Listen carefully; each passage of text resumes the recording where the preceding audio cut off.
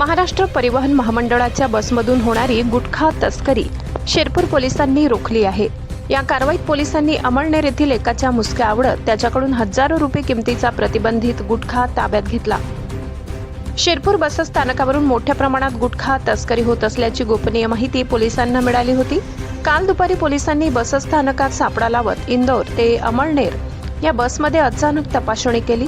यात एक संशयित तरुणाच्या पिशव्यांची झडती घेतली असता त्यात महाराष्ट्रात प्रतिबंधित असलेला विमल नावाचा पान मसाला व सुगंधित तंबाखूचा साठा आढळून आला। पोलिसांनी त्या संशयिताला त्याचे नाव विचारले असता त्याने त्याचे नाव निखिल रमेश शिंगाणे असून तो अमळनेर येथील भोईवाडा परिसरात राहणारा असल्याचे सांगितले। पोलिसांनी त्याच्याकडून एकूण 34,848 रुपयांचा गुटखा ताब्यात घेतला।